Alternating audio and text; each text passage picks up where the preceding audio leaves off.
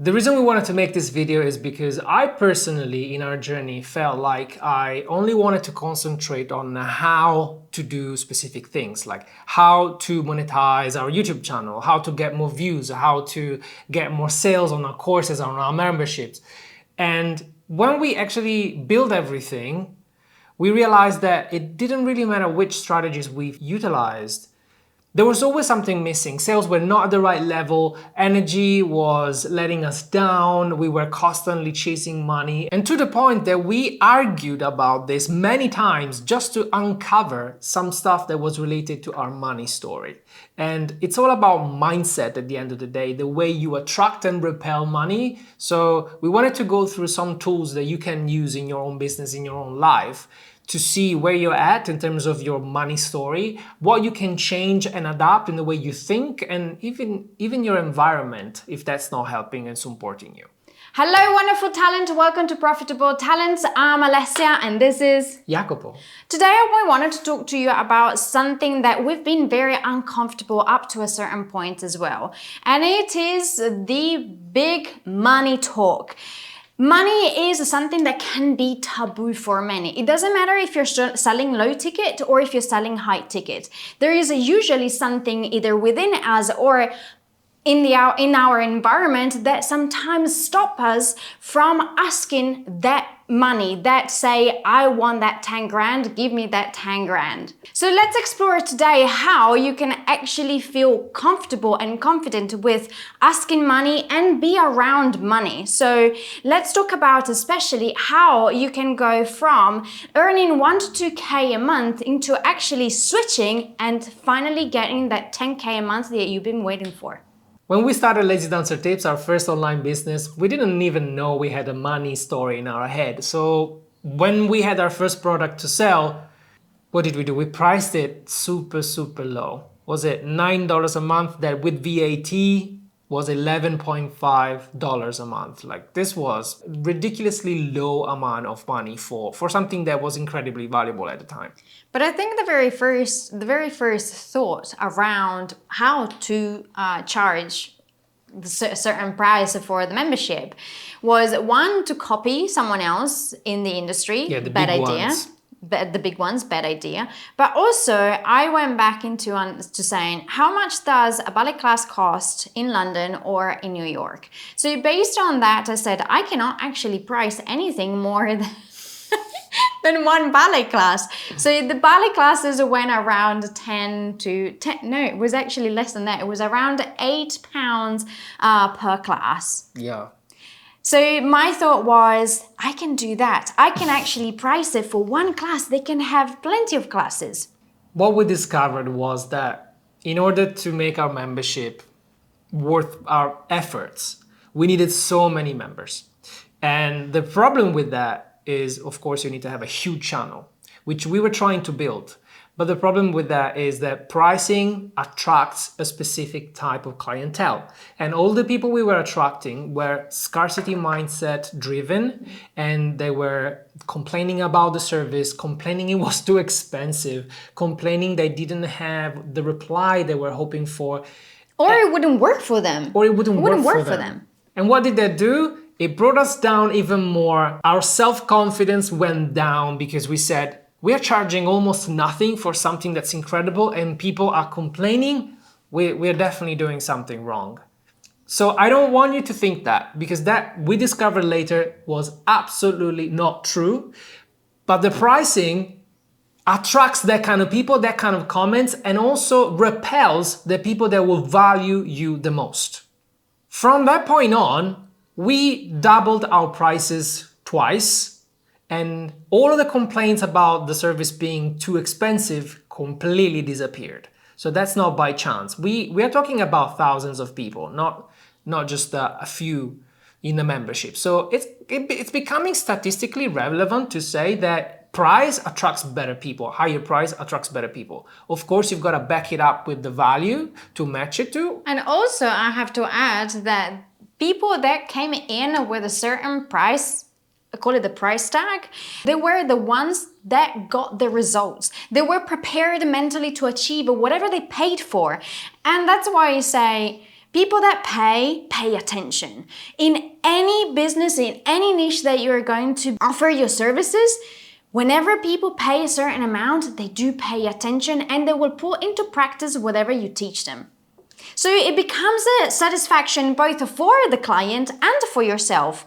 The skin is in the game on both sides, and you're both willing to put the work in, make them achieve on the coach side point of view, and them to show off what they learned from the coach. So hopefully we convinced you that pricing your services low will attract only the worst people, and you're not gonna help them achieve what they signed up for. So how do we charge more? So okay, now we wanna charge more. We wanna charge maybe mid to high ticket. Our fear kicks in. Let's talk about that for a moment. That fear comes directly from the money story we have in our heads. I'm gonna start with the very first one because I think it's something very dear to me and I had to overcome, and I still have to overcome sometimes. There is that little voice that says, "Are you sure? People are going to judge you." So the very first thing that we're going to be talking about is the fear of judgment, fear of people talking behind your back and thinking that why you're asking for money, you should give your service out for free, right? Everything started from when I was a ballet dancer, from my training, from the way I was seeing my services as something not so valuable. You trained 20 years for that, right? I trained 20 years for that, but somehow the way everything started was ballet is an elite discipline. Therefore, if you get chosen to have a contract in a company, you should be grateful to have a contract. And it doesn't matter what they pay you. Even if they paid you bread and water and a little roof above your head, you should be grateful and you should be taking it. So this is where I started. It didn't matter how much I worked, how many hours I put into it, how many training hours I actually trained all my life to go from being a student into overcoming all the people that say, you're not gonna do it, you're not gonna be able to, you don't have the physique, into actually saying, no, but I really want it. Working and working and working to actually make it into various companies. I still had that thought of, I should be just grateful that someone saw me. I should be grateful to have someone that gave me the opportunity to perform and to be an artist. So this fear of asking for more, asking for money, and not wanting to ask for more, because who are you to ask for something more? You will be judged by people that are around you if you ask for more money. Money is taboo, right? So this is the very first thing that we need to tell ourselves. Where does that story come from? Is this something that has been taught to you because of the way your training was, the way in your family maybe, you had survival mode, like earning just enough to survive? That was something that was in your mind, in your head, in your story. So we need to change this. Like, for example, my story is very different from Alessia's.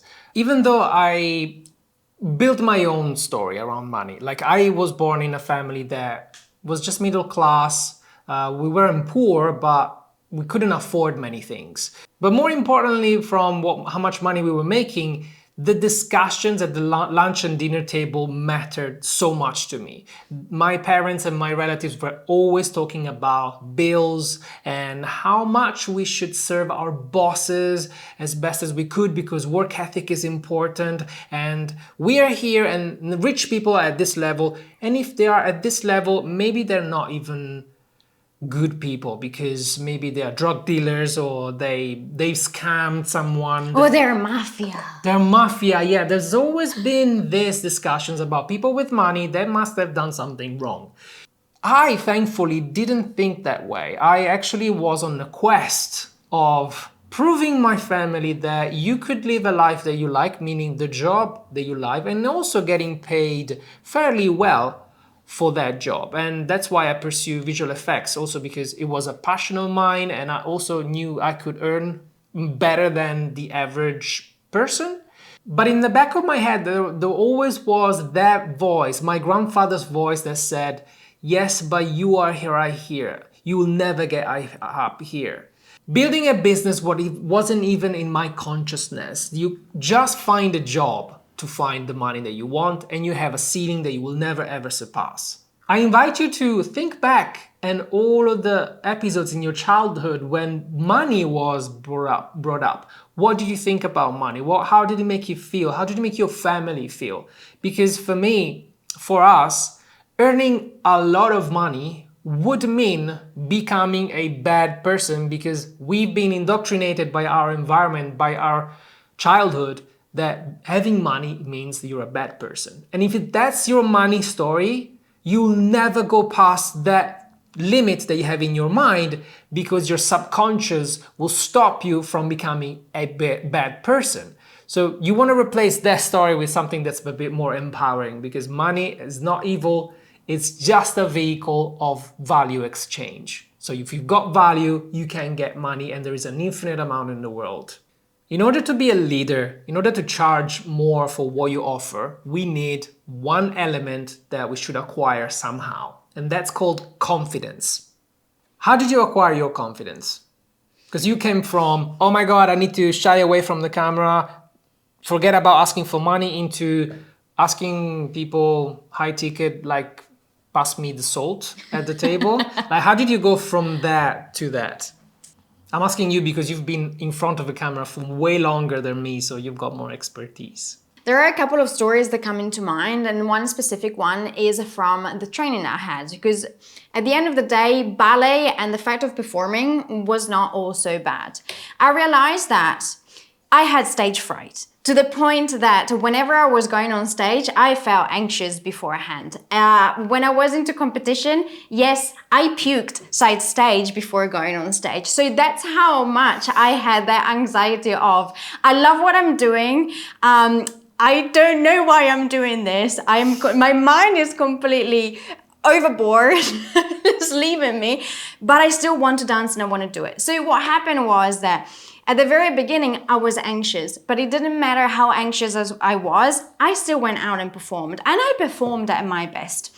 So there is something that the more you go out and you put yourself out there, you get confidence with. You get more natural, you start understanding how to breathe, you start understanding how your work can impact the audience. When we started on the business, when we started on Lazy Dancer Tips, being in front of the camera was very different. Especially when you are talking to this big black eye and you have no idea who is on the other side. The very first thought of, I'm in front of this camera, but it's not going to be one person. It's probably going to be thousands of people. And if I make a fool out of myself, it's going to be lots of people starting to judge me and to think that I'm a failure. Why are you doing this? So I said, okay, but what if we change it? So we go back into the story that we were telling ourselves before. So, but what if I actually went out there and I started changing people's life?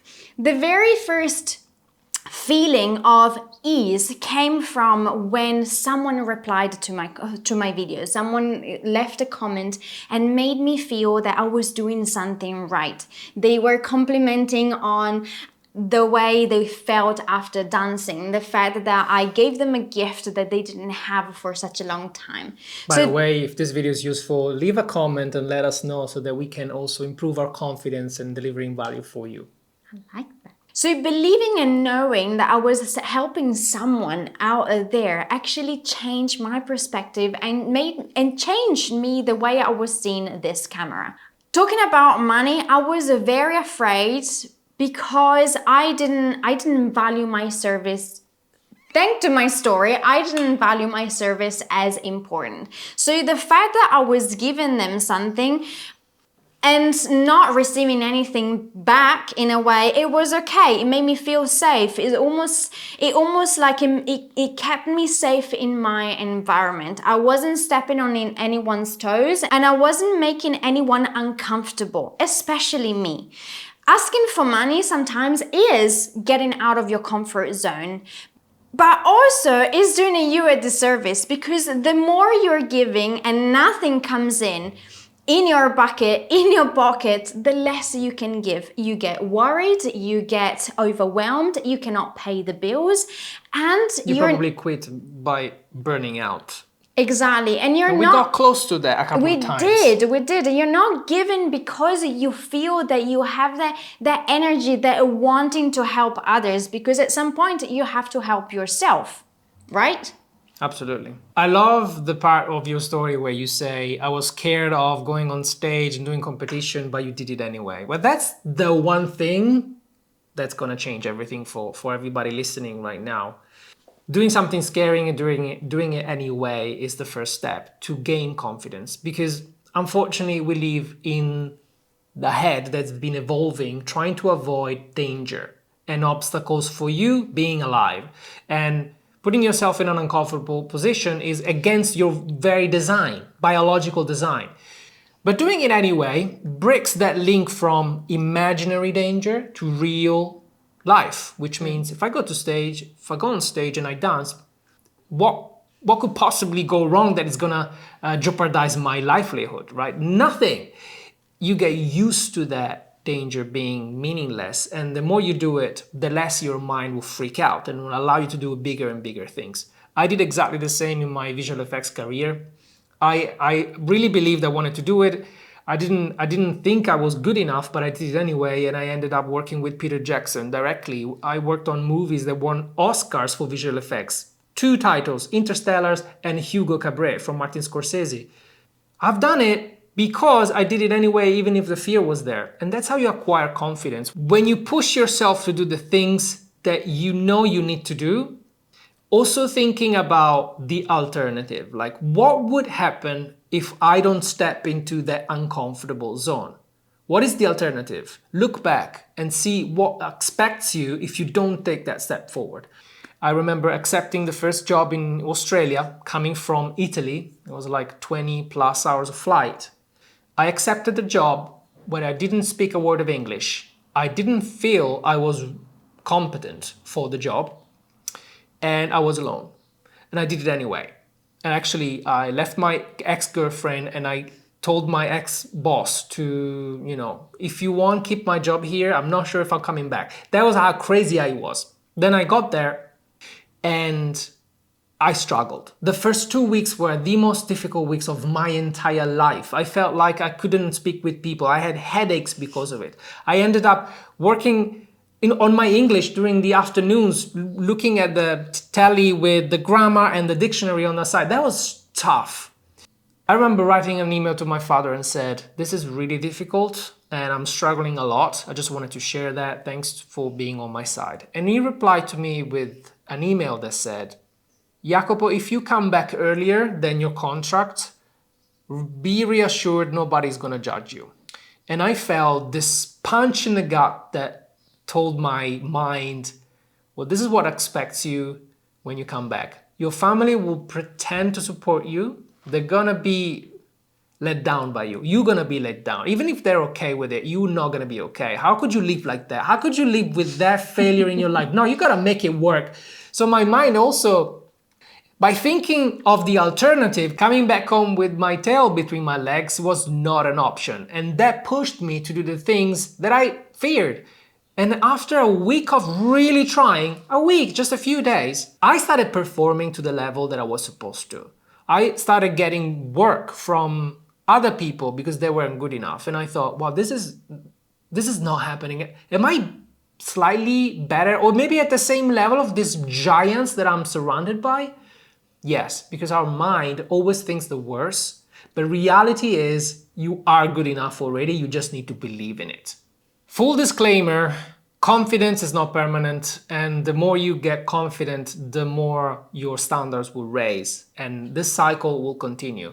One of the raising the bar moment for me was when we've been working on this online business for like a couple of 2 or 3 years, and we were making about $1,000 to $2,000 a month, and we didn't know how to scale up from that. And keep in mind, we were both working jobs. Yeah. So he was working in the visual effects. I was twirling and dancing in the West End in London, and having the time of my life. But when we came back, every single weekend we spent it, or evenings for you, we spent it recording and editing videos.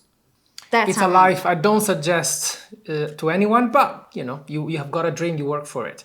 But you work for it up to a level. If you don't believe you can scale up to that specific level, there is no strategy, no structure, no hack that you can implement that is going to make it work until you truly believe you can scale up. And I remember that pivotal moment where I started giving up and saying, well, this is not worth our time. We might want to change things. And you said, well, have you really give it a chance? Did we really give it a chance? Because this project can really scale. I've got lots of people asking for more. We just need to find the right recipe and mix all the ingredients in the right way. But in reality we really needed to believe we could scale. After that argument we had, I remember feeling, okay, I'm going to put all my energy and effort to figure this out, because I was taking care of the back end of things. You were in front of the camera. I was the marketing and the system guy.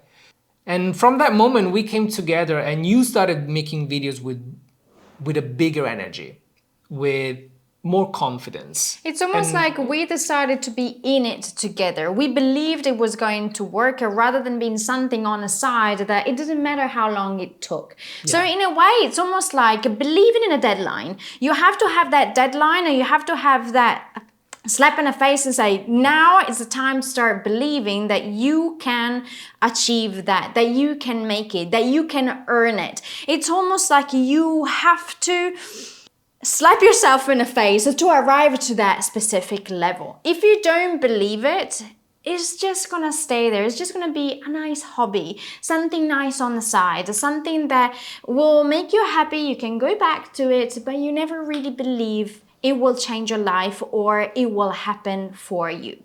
And yeah, I mean, once we really started believing and giving it our all, we didn't really change much in our strategies and our structure, and we totally 10x our income within 4 to 5 months. And this wasn't because of COVID. This was pre-COVID. We were doing well way before the pandemic. The pandemic multiplied everything 4x for us. But before that, we were already making 10K plus a month.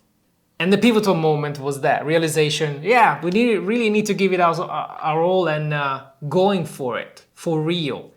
Believing it for real is the trick, and it's not a trick. You got to work for it. Believing in what you can do also comes from the things that you tell yourself, the language that you talk to yourself with. For instance, I still remember it was one specific show I was in. Big show, big theater. I think it was a premiere, and I was already scared as it was, of course, constantly working on my fear, stage fright. But there was a moment where somehow during the rehearsal, out of the blue, I fell in one of the steps that I did over and over and over and over again for weeks, and it was fine until that day. For some reason, that fall made me doubt myself. The moment I stepped on stage for the actual show, my mind kept telling me, "You're not gonna do it. You have that problem now, and that turn isn't gonna happen. That turn you're gonna fall again." So that started getting into my head, and I started believing that moment was not going to happen.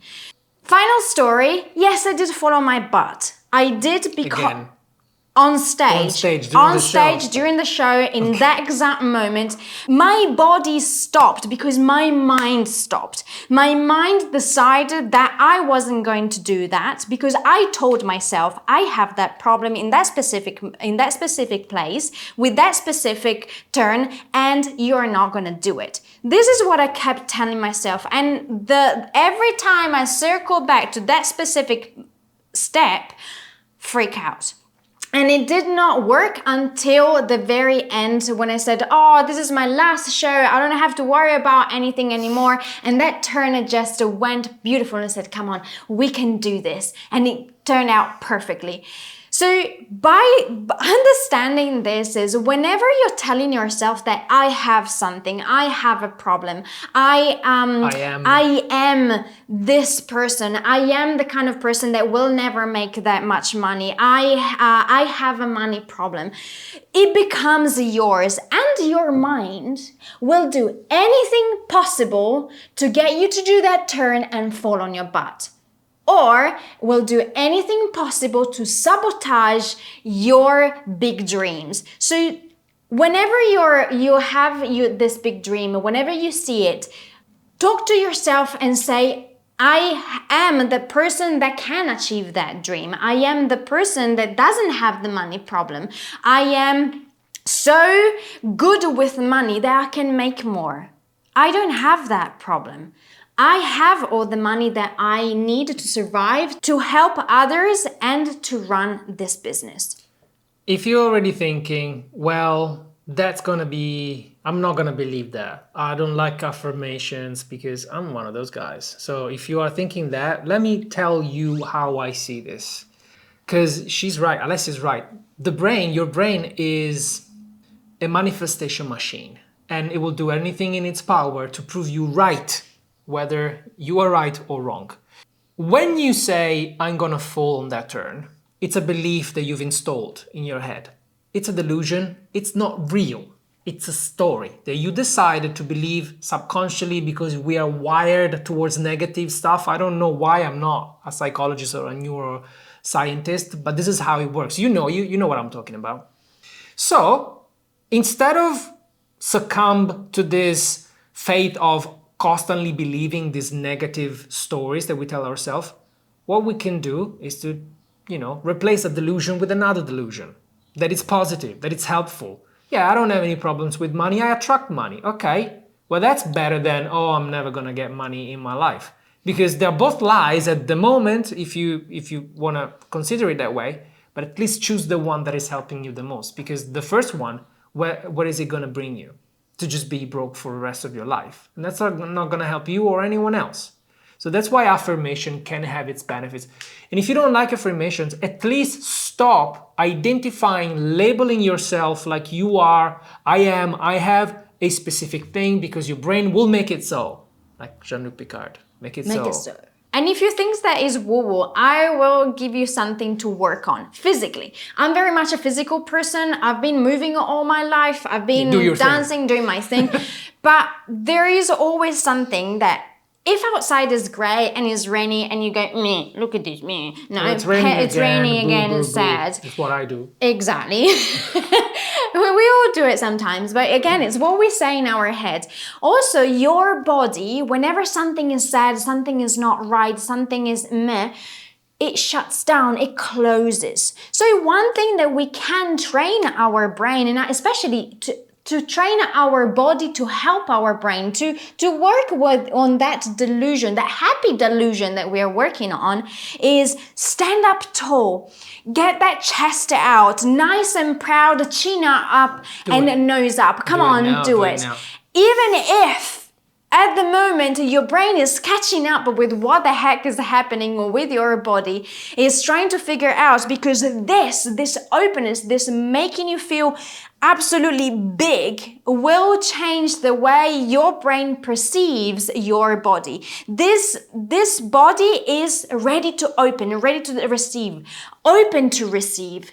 And so will your brain make sure that it knows exactly that you're ready to receive, both in your mind and in your body. The second big element outside our head is what's around us. It's our environment. It's so funny because lots of times whenever we go around and we go and do our shopping, or we go to the grocery store, lots of people say, how are you so happy all the time? That's annoying. It is annoying.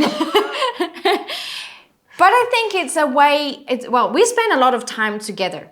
I don't know if it's a good thing or not, but I like it. I feel good, and we've got the same way of thinking. We push each other to be better, and that's something important. But also, as I was saying before, the fact that you act, that you have that way, that energy, that smile, starts with the belief that everything is going to be all right. But also, it's funny because they often ask us, what is your secret? And we do have a few secrets and a few things that we have decided to do, that we decided to do in our life to make us and our heart feel better. Something important that we have decided to do is to eliminate anything on our phone that will make us feel angry, or news that will make us feel sad, or of course we know all the news, we know everything that happens in the world, because believe it or not, it doesn't matter what happens, you will get to know what happens in the world. But not being in contact and seeing everything that happens in every day does not bring you down with negativity. We don't read the news, we don't watch television, we don't watch the news, we only watch what we want to watch when we want to watch it, because otherwise we always feel like we are reacting or being influenced by whatever happens in the world, and especially what happens in the world that we can do nothing about. And another thing that we save ourselves from is negative people, negative thoughts, and negative comments on social media. It might seem very weird to unfollow people that you actually connected with, but the fact that you can disconnect from their negativity, it helps you out to find the energy that you need to run your business, to actually level up to the point that you need to be in your business. And this might not be for everyone. This is just us sharing what we do, and with the hope that it's going to help you. Like, for instance, I'm very strict on who I follow on social media. And as soon as they start talking about topics that I'm not comfortable with, it might be politics, it might be religion, it might be ranting about something, I immediately block them out, because I don't need that energy in my world, especially if there's something that I can do nothing about. This also comes down to the people that we want to hang out with. Because I don't know who said it, but the first time I heard it, you are the average of the 5 people you hang around with the most, really punched me in the face. I'm like, who am I hanging around with the most? Because I don't want to be the average of very, very average people. I have some certain standards. I don't want to complain all day. I don't want to stay stuck in a job that I hate. I already came with these pre-installed beliefs because of my family, but I'm really now strict on the people that I hang around with, because I don't want to be drawn in back into that space. Because if that's their reality, even if they love you and you love them, they are gonna bring you back to where they are comfortable. And then this is not about blocking everyone out. It's more like being aware of what's empowering you and what's helping your life move forward, rather than stay stale and in the same place. Your environment really does matter. For example, I am so strict that at the beginning of the year, I signed up for a gym, a very big gym. I really liked it. But unfortunately, because I walked there, the walk there, it wasn't really enjoyable for me. I would have to go through many bars where I didn't like the people that were hanging around there. They were constantly drinking wine and every hour of the day, and seeing them twice a day on my way to the gym didn't set the right intention to the reason why I was going to the gym. The gym for me is the temple of the body and the mind. When I put myself under stress, I lift weight and I need to focus. But when I go there and when I come back, if I see people that are not what I want to become, it affects me. And what did I do? I switched gyms. So I found a gym that was a nicer way there for me to walk there. Even if the gym is worse now, the walk there is now empowering. I can walk over the bridge, I can see water, I can see the sky every day. And that's helping me more. So I decided that's better and I'm gonna go for it.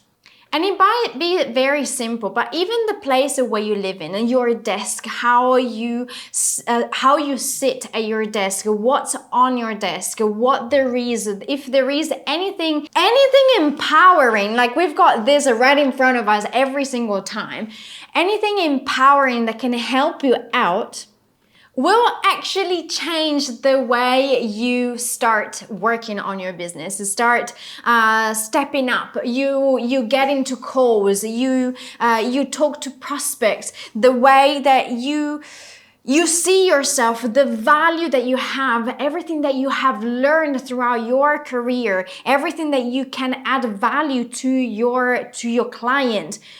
It changes the way you think, it changes the way you approach and you are perceived.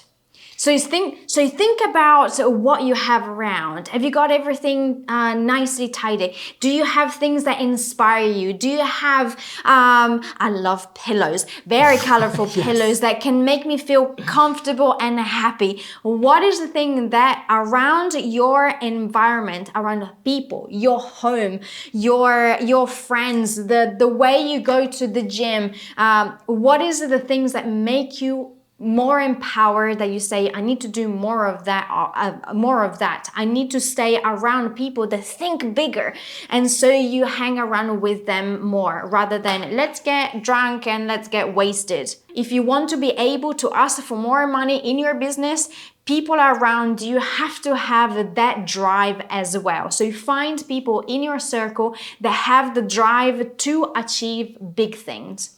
And you will attract more of yourself. So it's been incredibly impactful for us was surrounding ourselves with incredible people, even paying to get into circles that were empowering. For example, we spent 1.5 years in Graham Cochran Mastermind, the epic mastermind, and we were amongst 6-figure and 7-figure earners.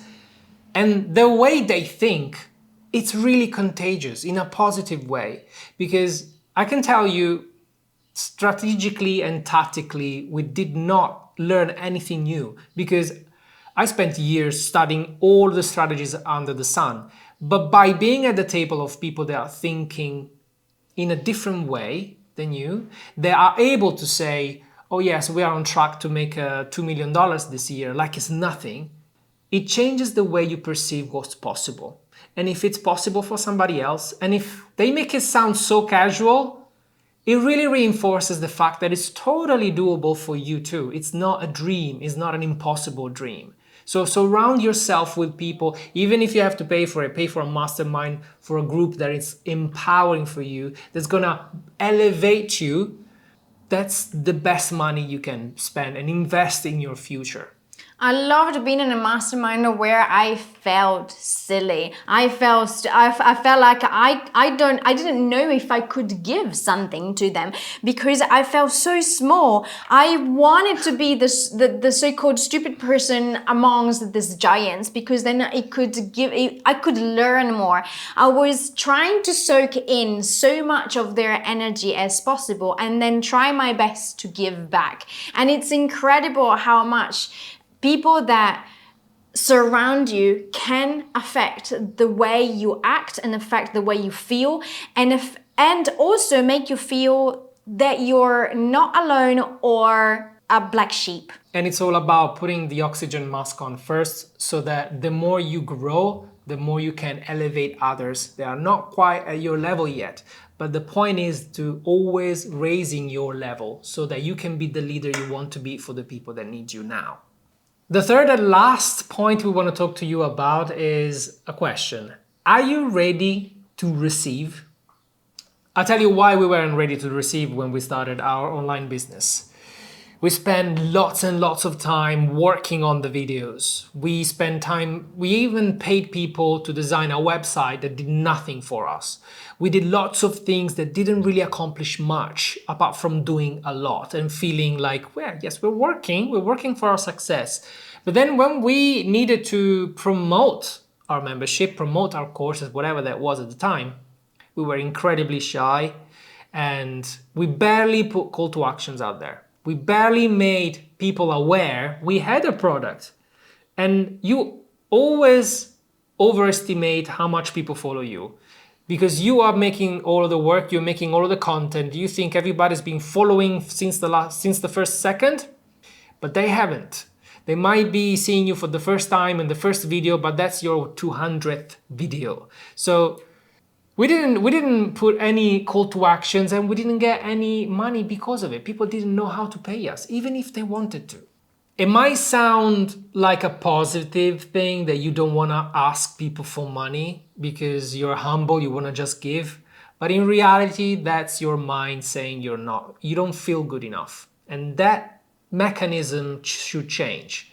When I personally find someone on social media that I think has got incredible skills that can help a problem I have, if I don't find a product to buy from them, I lose interest because I don't have time to dissect and connect the dots and find which video I should do before or after. If they all make sense together, that's a job I don't have time for. So immediately, if you do something valuable on social media, don't forget to show people what the next step is. And in order to be able to do this confidently, you gotta be ready to receive. But receiving is really giving more. That's the frame that I wanted to get to. Because when you sell something, like we said before, who pays attention. And they're gonna get results thanks to you just because you were ready to receive. When you give too much, people will abuse you. We've seen many content creators, especially on YouTube. There is this culture that if you're sharing a skill, you're teaching people how to do something or fixing them problems on YouTube, and you do it for free, right? YouTube is for free, yes, and that's okay. We've known people that have grown so much and waited a lot to even ask for money for maybe a product that they developed. People told them they were greedy. Why are you doing that? You've always delivered content for free. What is this now? It's a shame because this trying to give too much and being abused for it is something that we see more and more happening. There is no free without the fee. So if you only have the free, people will definitely abuse you, and you don't want to do that. And on the other side, you don't want to be the one that constantly sells online, constantly gives and say, you got to buy my stuff because my stuff is better. I got to buy it. So as Jacopo was saying, there has to be a balance between the giving and the receiving without becoming that green monster that go, give me the money. No, exactly. You should come from a place of abundance and say, I'm going to give value, but also I'm going to make sure that everybody will know how to hire me.